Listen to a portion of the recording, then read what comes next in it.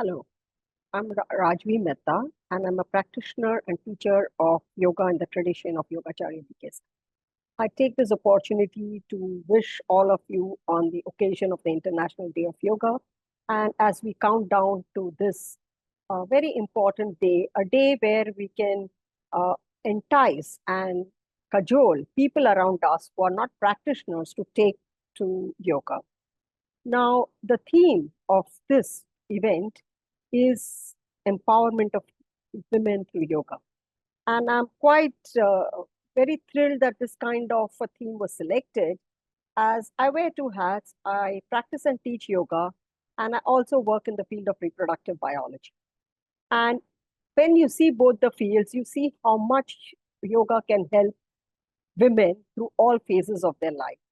So today I'm going to share with you some information, some experience on the role of yoga in women's life, uh, especially in maintaining good health.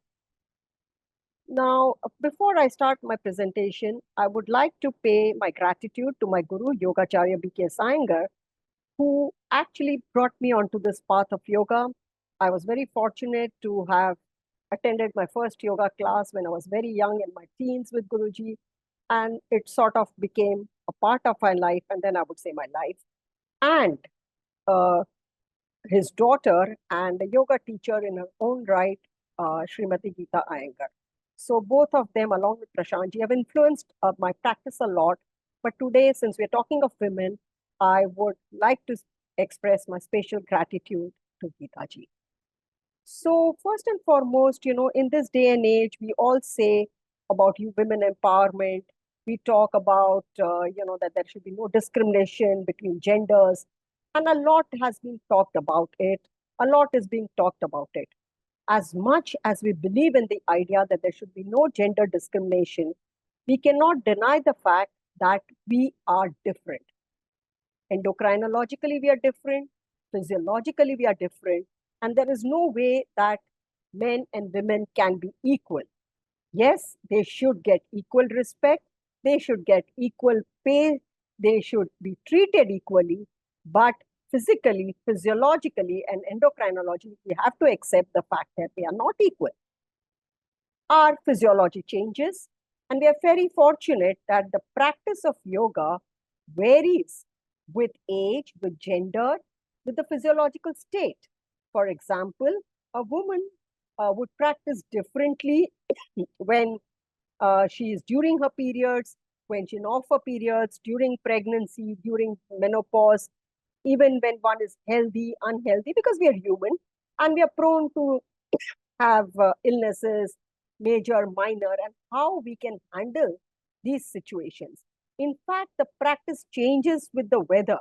So the practice what we do in summer is not applicable in winter, or the practice that we do early morning when we are fresh, or when we do in the evening varies. For example, in the morning, we may be a little stiff. Evening, one may be more flexible. But then in the morning, the mind is fresh. Evening, at the end of the day, we may be fatigued. So practice changes a lot. And therefore, we cannot have a standard practice which is done all the time, irrespective. And very often, people's understanding of yoga varies on what they have experienced or what they have done. But yoga is such a vast subject. So we should not be like the blind men describing an elephant and insisting that what they have experienced is yoga. Yoga is an immense subject. So talking about women, I would like to directly go to the subject. And the subject is the role of yoga during menstruation. And while we talk about equality of genders, it is here that I would like to express and state that there are so many girls and women who suffer from dysmenorrhea, which is pain, abdominal pain, or back pain during periods. Often, no physiological cause has been found for this, but they suffer from pain. And I would like to bring some figures in front of you. So, this is a report published as late as 2019, where from Netherlands, where they show of 42,000 women that were studied, 85% experienced fatigue, pain, and tiredness. In another study in Italy with a much smaller number, it showed that 84% of the women experience pain all the time. Then, in another study with students from Sweden, they show that 34% experience severe pain and 74% experience pain all the time.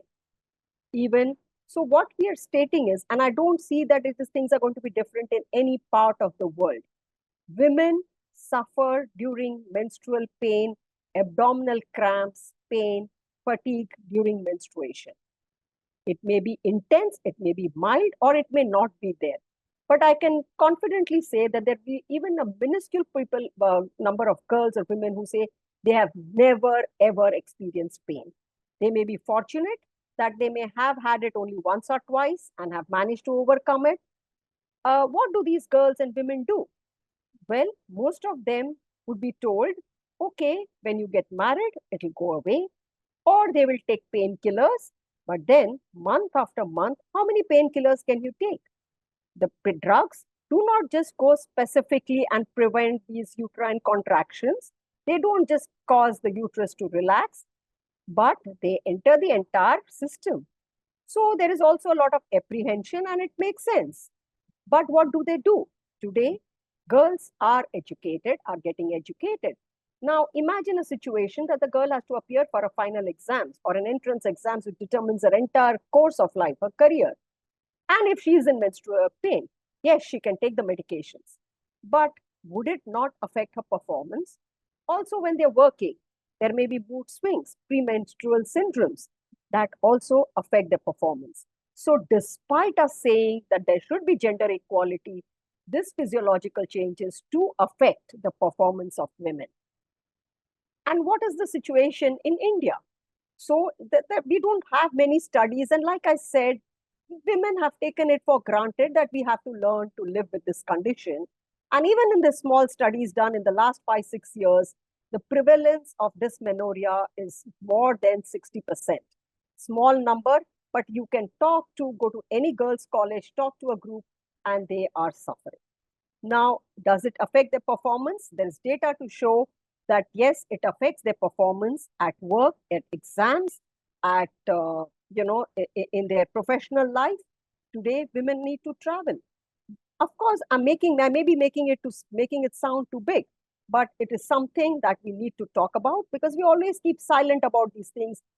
It is only in the last few years that one talks freely about it, and that too maybe in urban areas and not in the smaller cities or rural settings or in small family settings.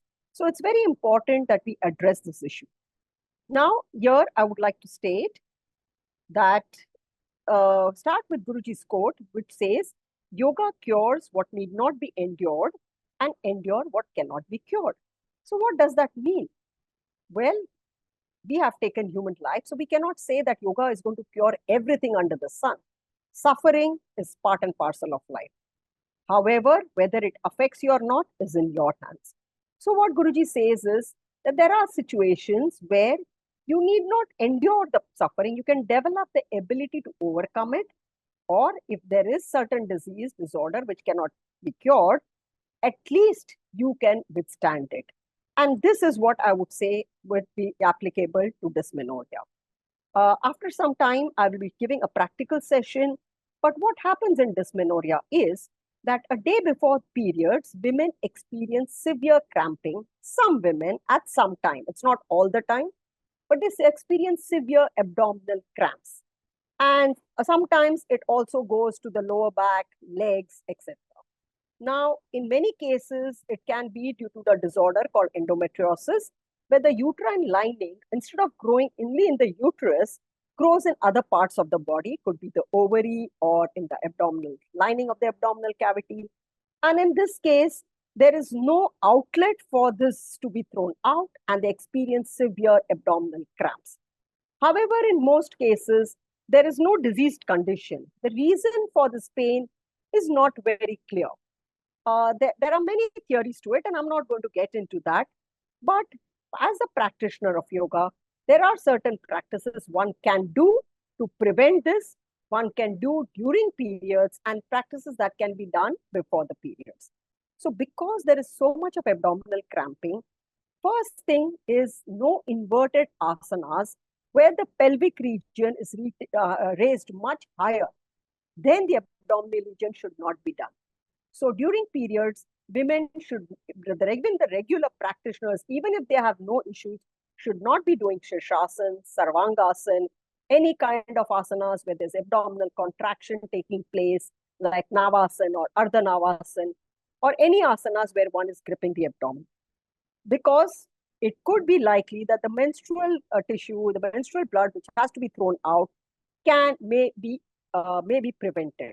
There are arguments against and for this, but I would advise women not to indulge in those practices. Now, because there is so much of abdominal contraction that takes place, there are certain asanas that can be done, but it is important to do them with support so that one is not fatigued and stay for a long period of time. And I will demonstrate this on how to do these poses and how to get into it. Now here, this lady is doing Ardha Chandrasana. In this pose, one can even take the arm down, but you can see the level of opening of the pelvic region, which would be helping giving relief. Yes, this can be done by the lady during her periods also. So there is no worry in doing because there's an opening. Baddha Konasana is one of the greatest boon to women. If one is sitting in this position, surely get relief. They should not be just doing it during periods, but they should start doing it a few days before periods, before the cramping starts in and it eases it. It cannot be a touch and go. They have to stay in it for at least 10, 12 minutes and sit steady. Don't keep moving the legs and then spread the legs out. This is Upavishta Konasana. Again, sometimes if a person is very stiff and finds it difficult to extend the legs, then they can do Upavishta Konasana first and then go to Baddha Konasana. The same asana can be done in a lying down position, which is called Supta Baddha Konasana and Supta Virasana. There are other practices, but it is better to do them under the guidance of a teacher, but they surely help. Secondly, certain forward extensions can be done, and I will demonstrate them because the body needs to get quietened, the mind needs to get quietened, and one has to overcome fatigue. Now I go to the second phase of second physiological milestone in a woman's life is pregnancy. Now, pregnancy brings about a lot of changes. First, the hormones change, and therefore, a woman's emotional status change. Also, there is a lot of anxiety. I mean, every individual has some level of anxiety about the future. And with pregnancy, life is going to change. Relationships are going to change. Their whole sleep patterns are going to change. Health is going to change. So it is natural that pregnancy brings some level of anxiety. Of course, it brings in a lot of joy and happiness, but there is also fear of the unknown. So pregnancy, along with its physiological and emotional changes, has been a great benefit to women. Now, I'm going to be talking about some facts and figures about stress, anxiety, and depression during pregnancy. Nearly 4 to 20% of women have depression. And stress, anxiety, and depression increases with IVF. Now, today, the number of IVF clinics and IVF cycles in India are increasing by leaps and bounds. When IVF came into India in the 1980s, nobody ever anticipated that, India would need IVF. We were an overpopulated country and we still are. But today, more and more women are going for treatment of infertility or for various other reasons for assisted reproductive technologies. And with 2 to 2.5 IVF cycles happening in India, the amount of stress, anxiety, and depression in these women is very high because the treatment is not 100% guaranteed. It is expensive. It takes a lot of emotional toll. And therefore, there is a lot of what if. There is a lot of lack of clarity on whether the outcome would be positive or not during various stages, and it surely adds to anxiety. Furthermore, what does anxiety during pregnancy do? Anxiety during pregnancy is shown, depression during pregnancy is shown to lower birth weight and head circumference. So it is not only going to affect just during the 9 months of pregnancy, the woman, but also the child. And if one gives antidepressants, first and foremost, one avoids using any kind of medications during pregnancy except supplements because we do not know the effect or the teratogenic effects on the fetus. But if antidepressants, if it's so severe and medications are given, then there is a risk of attention deficit hyperactive syndrome in children. So all this tells us that we should utilize this very powerful tool of yoga to overcome or prevent anxiety and depression. And subsequently, there are many studies which clearly show that practice of yoga reduces stress. If you're talking of stress, it's not just subjective stress, because all of us may have different tolerance to stress. Some of us may feel stressed for something very trivial, or somebody else may feel that what I feel stressed about is very trivial. So everybody's ability to withstand stress is so variable, and therefore we use tools or indicators to measure stress, like salivary cortisol, which is a measure of stress. And it is basically found that practice of yoga does lower salivary cortisol levels and leads to babies with high birth weight. It also reduces mood scores, depression, feeling of anger and fatigue. It is also reducing physical pain, because as the pregnancy progresses, there will be pain. For example, as the fetus grows, or if it's a multiple pregnancy, there is back pain. There is a lack of bladder control. And, so all these issues do happen during pregnancy, physical and psychological. So it is practice of yoga makes the pregnancy smooth in terms of all these three levels. Add on, the practice of yoga also makes delivery easy, whether and especially recovery from postpartum depression. Postpartum depression is something which is well recognized, where a woman lands up into depression after delivery. It may go away in a few days, or it can be sustained for many months.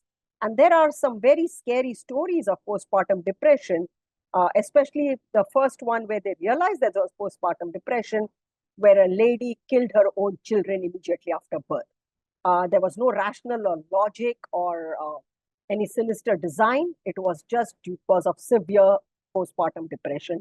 So, which is a well understood medical phenomena. So, keeping that in mind, the practice of yoga surely helps in overcoming these kind of problems. So, again, it is found that practice of yoga definitely decreases the frequency of labor interruption, even lower percentage of cesarean section, and shorter duration of labor. And here I would like to talk about a case of my friend who had a first pregnancy at the age of 42. And obviously, most obstetricians, I would say 99% of the obstetricians would have wanted a cesarean section, because considering age, a regular practitioner of yoga for many, many years, she actually had a normal delivery. And this just goes on to say the confidence, but also I do acknowledge the confidence of the gynec obstetrician to permit a normal delivery with very few hours of labor. So yes, it does make the pregnancy smooth and the labor easy. However, here I would like to draw your attention that as yoga practitioners, we should also not be fanatic and say we will only go for a normal delivery. In case the baby is breech or there are any other conditions, then if one needs to go for a cesarean section, one should go so. So there are different practices during the 3 trimesters of pregnancies. If one has never done yoga, then we don't advise them to start practice in the first trimester. But if they are practitioners of yoga, then they can surely continue their practices during pregnancy. During the first trimester, the practice is not very different. It is more supported, but they should not do anything, like I said earlier, where there is abdominal crunching. Now, what does practice during pregnancy give? First, it strengthens the body. The body now has to become strong to take care of 2 lives. Also, one needs to be physically strong, because as the pregnancy grows, the posture changes. And, there is back pain, which, as I said earlier, is very common, leg fatigue. So all this is taken care of. Also, one needs nourishment of the fetus, and one needs to give space to the fetus. And it's here that the inverted asanas for regular practitioners become very, very helpful, because the inverted position gives more room for the fetus. And also, like I said, later, as the pregnancy advances in the 3rd trimester, there's heaviness in the breast, there's swelling in the legs. So that is taken care of. And as I just mentioned earlier, preparing the mental state to overcome stress and anxiety. So this is just a representation from one of the books on Iyengar yoga. As for people who are unfamiliar in the tradition of Yoga Acharya BKS Iyengar, we use supports like what is available in their houses, like pillows, blankets, belts, which are now especially becoming yoga belts, or tables. So these are the poses that are done, which you can very clearly see give room to the fetus in the advanced stage of pregnancy. Even asanas that release the back and also prepare for delivery, like Upavishta Konasana, Baddha Konasana, are done. Here, I would like to mention, please do not try these on your own. It is always advisable to do it under the guidance of a teacher and an experienced teacher. So it is not somebody who has learned over a period of 2 days, 2 weeks, should ever take it very lightly, because you're playing with two lives. And one will never know if something goes wrong with the fetus, what is the outcome. So please take teaching pregnant women very seriously. It should not be done lightly. It is only if you have sufficient experience being mentored by your seniors that one should go into teaching pregnant women. We are absolutely in Iyengar yoga, we definitely teach them Shirshasana and Sarvangasana, but again, under the guidance of a teacher, an experienced teacher, recognized teacher, that these are done. And these are the poses which give a lot of relief in the advanced stages. But of course, care needs to be taken while going into the pose, coming out of the pose, so there are no jolts and jerks. Then, of course, Shavasana becomes very, very important. Lying down on the back becomes very difficult. So here too, it's all done in a supported manner. Of course, this is a huge science and I cannot give it in a span of 25-30 minutes, but I would like to open the eyes of the audience that what all is possible. And there are many books available, and I think Gitaji's Yoga Gem for Women, written in the 1980s, is one such book which talks about various phases of women's life and what all practices they should do, they should alter. This Frederick Leboyer book was incidentally written because he happened to observe Gitaji's younger sister way back in the 1970s when she was practicing during her pregnancy. And he took a lot of photographs, and these photographs are collated in this book called Inner Beauty, Inner Light, Yoga for Pregnant Women. Again, photographs which inspire and guide. And more recently is this book on Iyengar Yoga for Motherhood, which talks about what practices can be done during the various phases of the pregnancy. Now I go to the third physiological phase that women face, and it's menopause. Now, life is a cycle. There is childhood, there is youth, there is middle age, there is older age, and then very old age. Or we can term it as the various ashramas, brahmacharyasam, grahashashram, vanaprasthashram, and sannyasashram. Now, body systems also age. However, our digestive system ages, our neurological system ages, our lungs, heart, everything ages. But one system which clearly shows externally the aging process more than the skin is the reproductive system. So when the period stops, menopause sets in, and there is a big change in a woman's life. And for some, the transition is very smooth, but for many, this transition goes on for many years. Now, the transition occurs on first, the emotional state. The fact, the realization that one is getting old and problems will start in. Two, there are actual physiological issues that the woman faces. If they are prone to or they have genetic indisposition to chronic disorders like diabetes or hypertension, it's a time they set in. It's a time that during menopause, they may face extreme hot flashes, sudden sweating, which makes it very difficult to handle. Then they're also worried about bone mineral density, bones becoming weak, and maybe fear of falls because fractures is not something which one wants. And then there's also this entire emotional issue that comes up because, when menopause set in a common setup, children are getting older, they may possibly moving. So there is a lot of emotional, I wouldn't say conflict, but disturbances that happen that many times people find it difficult to adapt to menopause. And here too, yoga helps us adapt to this condition very smoothly. So, what are the common problems that people face? During that phase, there is hot flashes, as I just said, sudden sweating at night, extreme fatigue, just no enthusiasm to do things, a generalized feeling of pain. There's decreased sexual activity, a feeling of dryness and mood changes. And very often, it's not for a specific reason, so it's very difficult to pinpoint why it happened. And in the long run, there is osteoarthritis, knee problems become common, osteoporosis, as I just said, bladder problems, bladder control, all and the uterine dysfunctions, they may have spotting and bleeding can go on for long period of time and other disorders. Now realize that the bladder also becomes weak, so the muscles get weaker. So one needs to work on this on a regular basis so that we have less physical problems and we can live life more with more energy, more life, and more happiness. So I'm just talking about a study done long ago where they're specifically looking. So yoga is not something that is done on the International Day of Yoga. Yoga is something that can be introduced on the International Day of Yoga. And here you can see that there are the inverted asanas play a big role, and their regular practice, in fact, reduces hot flashes. And in fact, for regular practitioners, possibly they've never experienced these hot flashes. They just sort of move away in a flash.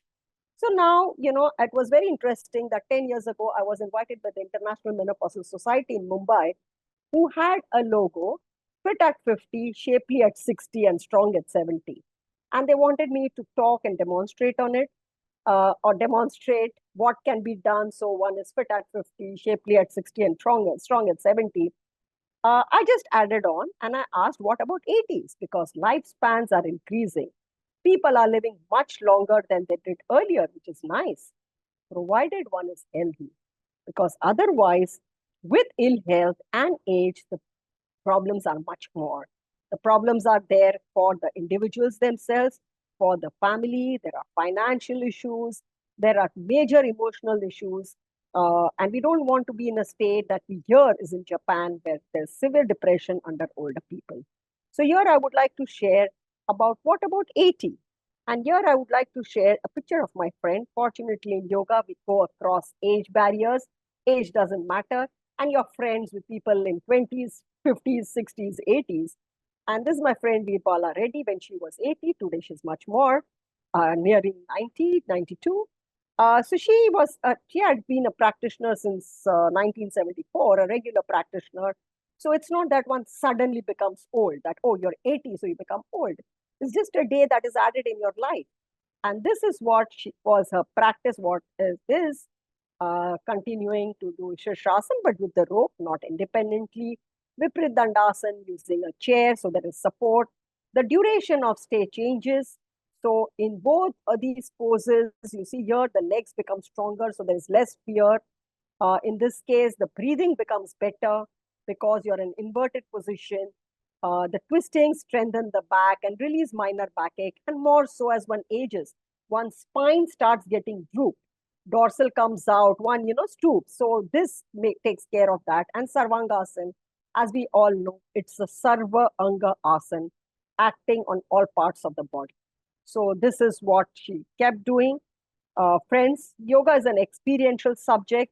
And to quote, any amount of description cannot bypass or be equal to an experience.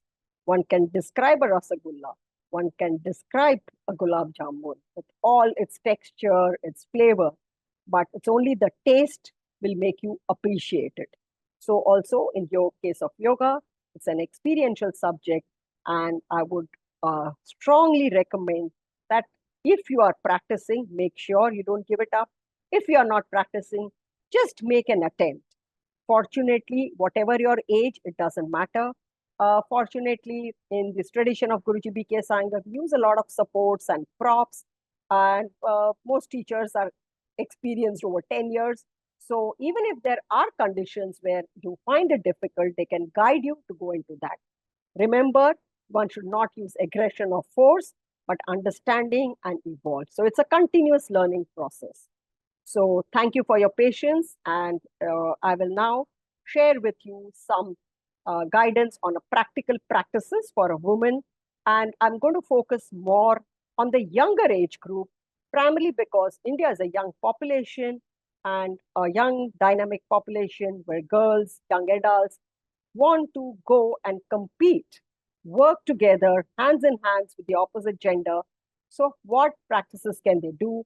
How they can do during their periods so they are not pulled back because of the physiology of the body, or at least they can do their best despite the physiology of the body. So, thank you very much and wish you well on this International Day of Yoga as we approach this International Day of Yoga.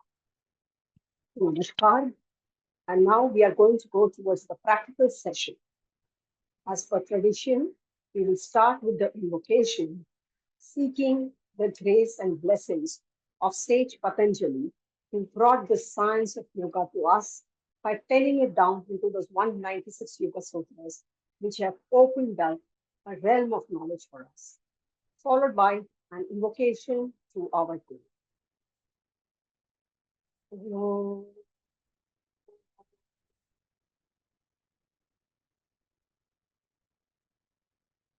योगेन चित्तस्य पदेन वाचम् मलं शरीरस्य च वैद्यकेन योपाकरोत्तं प्रवरं मुनिना पतञ्जलिं प्राञ्जलिरानुतोऽस्मि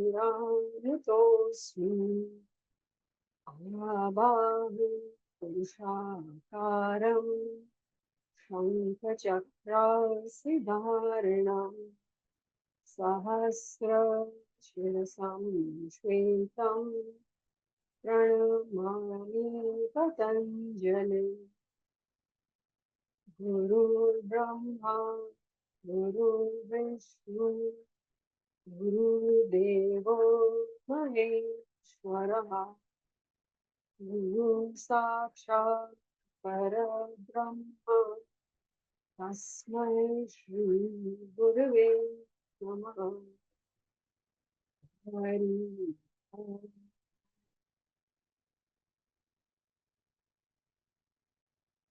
Namaskar. As I said in my presentation, it is nice to have more and more women enter into professions, getting educated and entering into professions which were always closed doors for women, like becoming a pilot, researchers, engineers, etc., etc. However, as I also mentioned then, there are certain physiological limitations that we face sometimes. And since a large population of India is in the underage group, the younger age group, I'm going to show some practices that women can do during their periods. So, the first thing asana that they can do is Baddha Kon asana. And this can be done even if you are having abdominal cramps. So, take a bolster or you can take some blanket, but basically sit on some height. So see the height of the bolster. This can be done by everybody. Sit high. Now don't let the abdomen sink. Sit on the edge of the bolster. The abdomen should be well spread and exposed. Then join the feet together as if you are bringing them in good contact.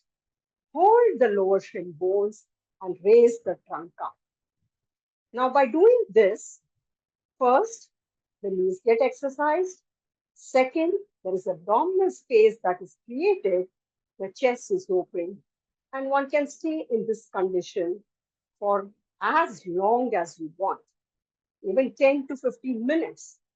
You can do it even after food if required, but I would not advise practicing after food. But in case there are severe time constraints, then that is also a possibility. You can take a chair in front of you and read. Here, we are not doing yoga for the yogic endeavor, but you're doing yoga or practicing the asanas to have a better quality of life. You can do not shake your knees, be stable, shoulder blades in. Now, in case the pain is too much and it's difficult to sit, you can go very close to the wall so your back is rested against the wall. So this way also it can be done. Later, as you gain proficiency, you can slide down of the bolster and sit straight. So if you want to see from the sides, this is how a bolster is placed. You sit on the height, sit on the edge, so there is a lift in the spine. Do not slouch the spine. If the spine slouches, abdomen bulges. So sit straight, allow the knees to go down, and look straight in the front. Normal breathing, softer exhalations. The second asana that can be done is Upavishta Konasana. So you spread the legs out one by one. Again, sit on a height so that you have a good lift in the abdomen and in the trunk. Spread the legs out. Do not overstretch. Then extend the heels away from you. Allow the knees to descend so that you can sit straight. Again, this can be done for several minutes. Now, in case you are very stiff and find Baddha Konasana difficult, do Upavishta Konasana first and then go in for Baddha Konasana. Care to be taken while doing Upavishta Konasana is that you have to extend the calf muscles away, then the thigh settles down, muscles support the bone, and there is freedom in the knees.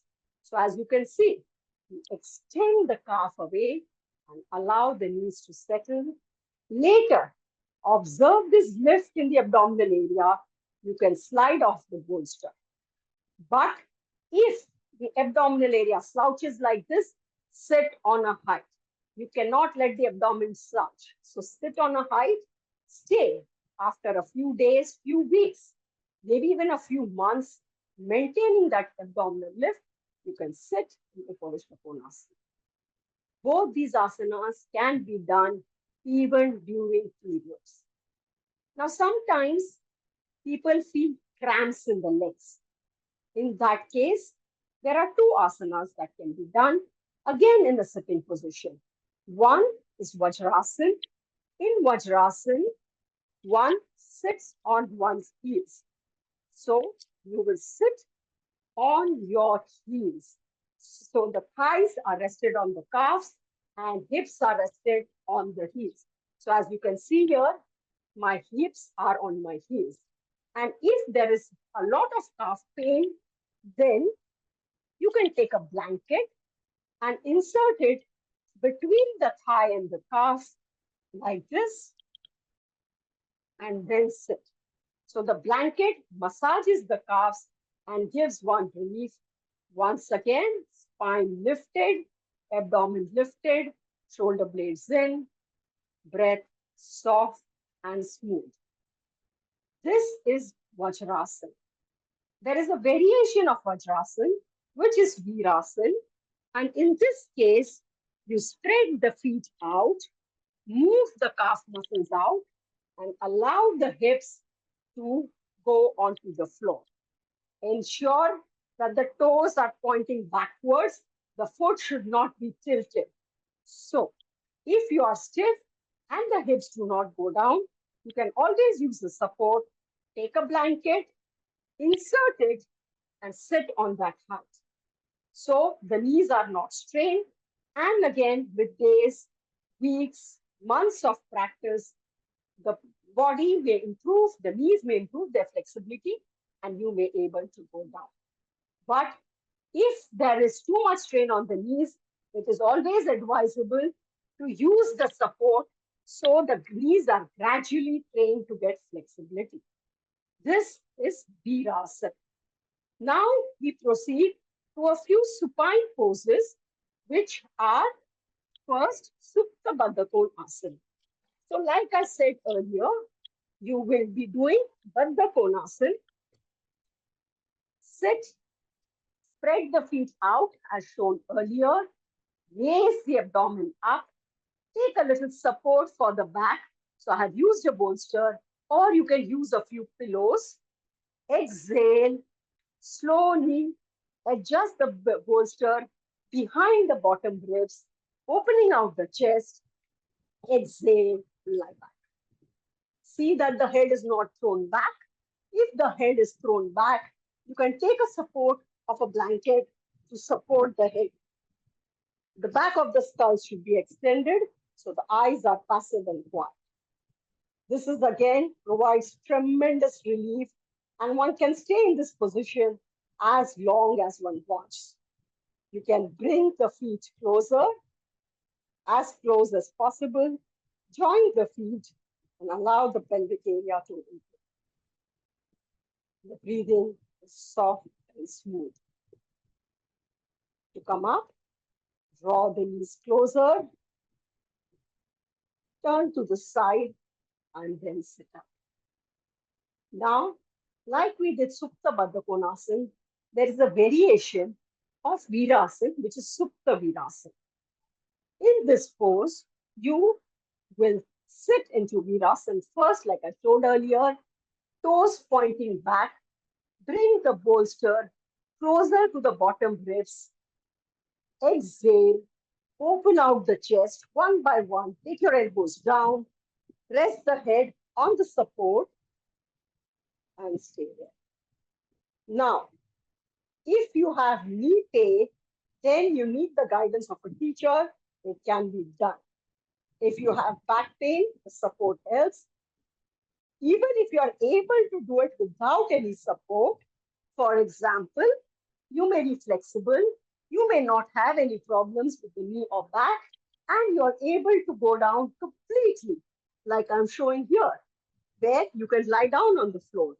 However, if you are doing it during your periods, I would suggest that you use the support, like I showed earlier, of the bolster to lie down so that you can stay with good support for the back.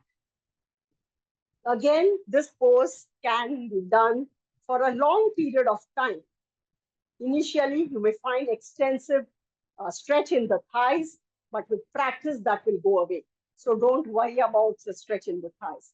If there is pain in the ankle, knee, or back, you need corrections and adjustments, which can be done by an experienced teacher.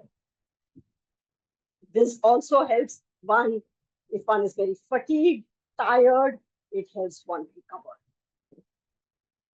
The other poses that can be done during periods where one feels fatigue, as I showed you some data about extensive fatigue that is felt by people, is Viparita Dandasana. Now, here we will not do classical Viparita Dandasana, but you will do Viparita Dandasana on a chair. So, we have what people have labeled as yoga chairs, but in reality, these are hemi-folding chairs which were often found in households a couple of decades ago, especially in small towns where we didn't have much space. So one had a folding chair which would be open when guests visited. So the way we do this asana, I will show you from the sides and then from the front. Go inside the chair. Sit straight. It's a thumb rule. Chest, abdominal space, chest lifted. Go inside the chair. Deep in. Hold the sides of the chair. Lift the chest up. Along with the chest, head also lifts up. Exhale, slide in, curve back. Then press the thumb on the chair and straighten out the legs. If you are stiff in the beginning, you can even raise your feet up. Later, the feet can go down. Later, the arms can go in. This also helps, especially those who are prone to neck pain, which is so common these days because of long hours on the phone and the computer. To come up, take the hands, bend the legs, exhale, lift the chest and come up. Now I'll show you from the back. So you will go inside the chair, lift the chest up, hold the legs of the chair, exhale, curve back, let the head go down, legs down. So you can see the dorsal shoulder blades are supported, head goes down. If you have vertigo, do this under the guidance of a teacher. Initially, you can stay for 30 seconds to a minute. Later, the duration of stay can be increased. You come up, bend your knees, hold the chair, exhale, and come up. This is Viparita Dandasana. During periods, ensure that you keep your feet elevated so you can just hang from the bed and do it. Now, which sometimes also for the back. So I'm going to show you Bharadwajasana using the chair. So sit straight, hold the sides of the bar of the chest, lift the abdomen, exhale and turn. This gives relief from back and dorsal issues. Normal breathing, exhale, turn further. To have a view from the front, you will sit normally, lift, raise the chest up, hold the backrest of the chair or the rod of the chair. You normally get chairs with a backrest. However, these have been removed because different people use the chair and it comes in the way. But if there is a backrest, it doesn't matter. You can even use ordinary chairs that you may have at home, which I will show you. Hold and turn. So you can see the kind of turning that happens to the chest. And I'll show you from the back. So you will exhale, lift the spine and turn. Now, if you don't have these chairs, don't worry. You can use any normal sturdy chair. Sit sideways, sit straight, hold the chair and then turn. So see from the front, you keep the chair, sit sideways, lift yourself up and turn. Do it on both the sides. So go to the other side, sit erect, plant the feet on the floor, exhale and turn. Come up. Now for those who have mild abdominal cramps but are otherwise healthy, they can do Ardha Chandrasana. In this pose, you spread the feet out, turn the leg out, exhale, bend your knee and come up. Do it with the support of a wall or your lifted leg knee can be put on a windowsill. Or you can do it by placing it on the chair. So you have the chair, you will go into Ardha Chandrasana, rest the leg on the chair so you can stay, support. So because the support, it is easy for you to stay longer and there is no fear of falling or any energy lost during maintaining balance. This becomes Ardha Chandrasana. This also has to be done on both sides. So take the chair to the other side, be against the wall, spread the legs out, turn the leg out, bend the knee. Simultaneously, take the hand down and the leg up. Rest it on the chair and stay. To come down, bend your knee, take the leg and come. Now, as there is a lot of fatigue of an experience, you can do the forward extensions. To start with, sit on a height like a bolster. Cross your legs, normal swastikasana. Extend your arms further. Rest the head on the seat of the chair. This helps recover from fatigue, soft, sharp exhalations. As one exhales, trunk elongates. It will come up, change the cross of the legs, and then repeat. Then there are other asanas, forward extensions, where you will sit on a mild height. If you are prone to back pain, please go to a qualified teacher who can guide you on how to use props. Otherwise, sit on a height. You can do Janu Shirshasana. Bend your right leg, left leg straight. Bend the right leg at the knee. Bring the heel closer to the groin. Take a bolster in front of you. Exhale, extend your trunk, and rest the head on the bolster. Stay for a while. In all these asanas, you need to stay 30 seconds to a minute. Initially, there may be a stretch in the leg. With time, it would go away. I'll show it to you from the front. So, you sit, take the leg to the knee, exhale, extend the trunk forward. Now, if you are stiff, doesn't matter. Keep the bolster like this and rest the head. But keep the head rested. Head should not come up. If the back of the knee extends, it's absolutely fine. Then, as you improve, the bolster can be removed or brought down, or later, bolster can be removed. But don't force yourself. This is Janu Shirshasana. It can be done, it has to be done, sorry, on both the sides. And then you show Paschimottanasana, wherein you again sit on a height, extend the legs out, keep the toes up, abdomen lifted. This is a thumb rule. Abdomen cannot slouch. Abdomen lifted, take a bolster, place it on your thigh, exhale, extend the trunk forward, rest your head on the forehead, on the bolster, soft exhalations.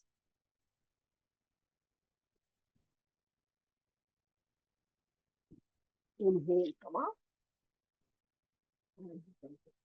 So again, just for you to get the right understanding, make sure that you do not bend the legs. So sit on the bolster or sit on a blanket, whatever support you have. It's not that you need this specific. The more the spine lifts, the leg straightens. So the leg has to be straight. The leg cannot be bent. Moment the leg bends, abdomen cramps. So leg straight, abdomen spread, take the support, exhale, extend the trunk forward, exhale further, extend the trunk forward, exhale further and rest your head. Soft exhalations. So your idea is to extend the trunk forward, not just take the head down. Stay for some time. Inhale, come up. Remove the bolster.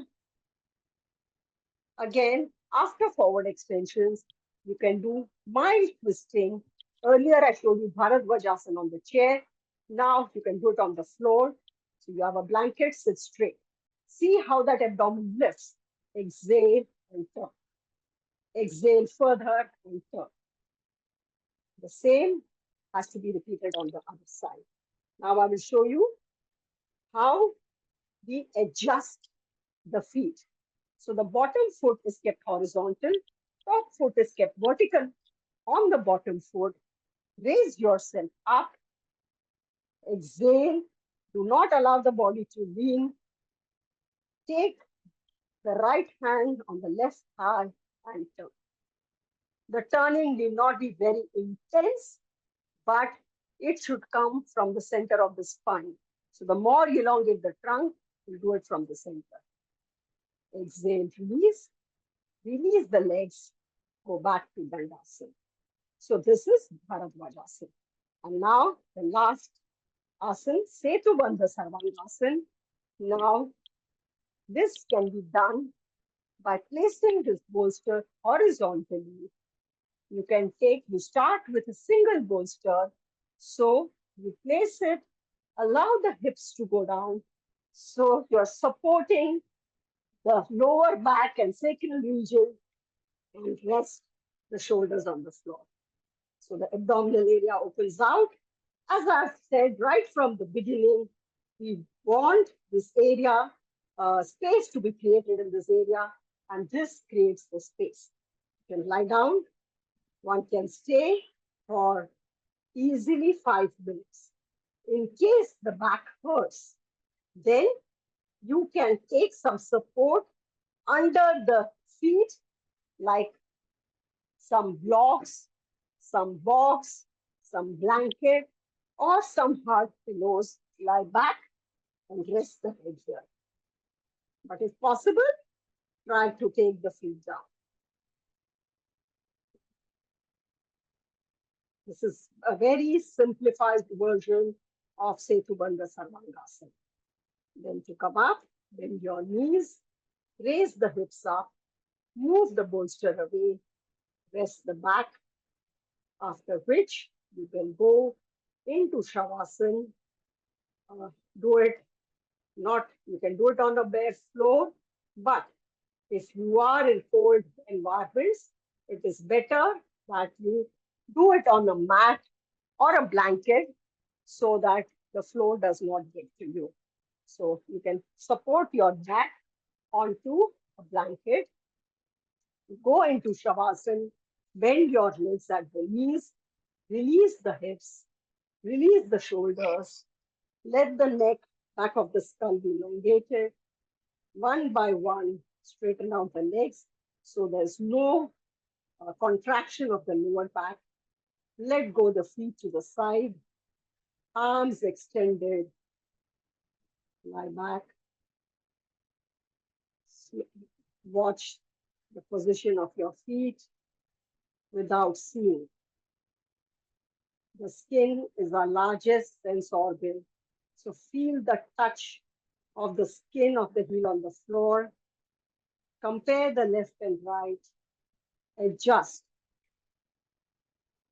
The thighs will tend to drop outwards. Don't resist.